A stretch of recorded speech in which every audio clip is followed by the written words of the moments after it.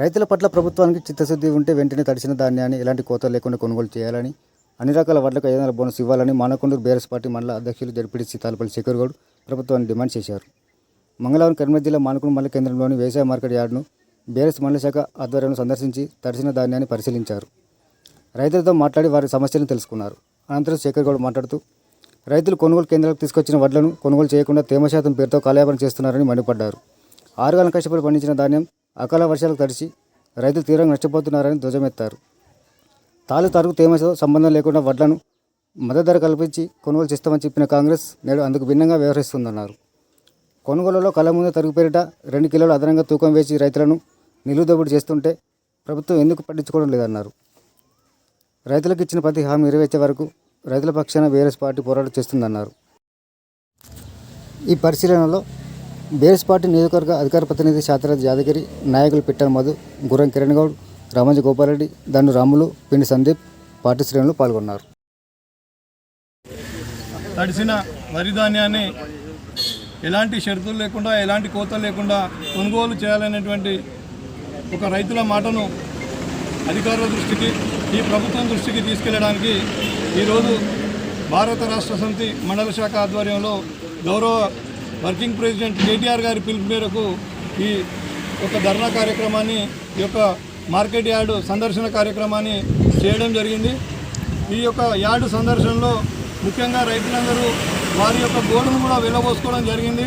ప్రభుత్వం ప్రకటనలకు మాత్రమే పరిమితమవుతుంది కానీ క్షేత్రస్థాయిలో వడ్ల కొనుగోలుకు ఒక ప్రణాళిక లేదు. ఈ యొక్క ప్రభుత్వానికి ఎలాంటి ప్రణాళిక లేకుండా వడ్ల కొనుగోలులో జాప్యం చేస్తుంది. మరియు వర్షం వల్ల తడిసిన ధాన్యం కూడా నష్టపోయే పరిస్థితి రైతులకు వచ్చింది. కాబట్టి మేము మండల శాఖ పక్షాన ఈ ప్రభుత్వాన్ని ఒకటే డిమాండ్ చేస్తున్నాం.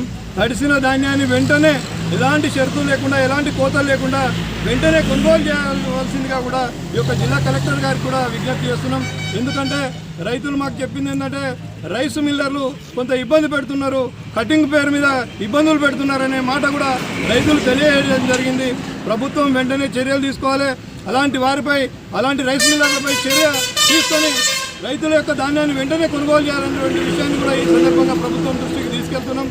రైతుల పక్షపాతి అని రైతులకు మభ్యపెట్టి రైతులకు ఉచిత హామీలు ఇచ్చి ఈ యొక్క ప్రభుత్వం గద్దెనెక్కిన తర్వాత మొదటి నుంచి చూస్తున్నారు. ప్రజలందరూ కూడా గమనించాల్సినటువంటి అవసరం ఉంది.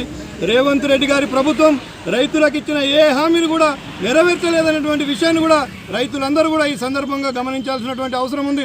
రైతు రుణమాఫీ చేయలేదు, అన్ని రకాల పంటలకు 500 బోనస్ ఇస్తామని చెప్పి ఈనాడు మోసం చేస్తున్నటువంటి పరిస్థితిని కూడా రైతులందరూ కూడా గమనించాల్సినటువంటి అవసరం ఉంది.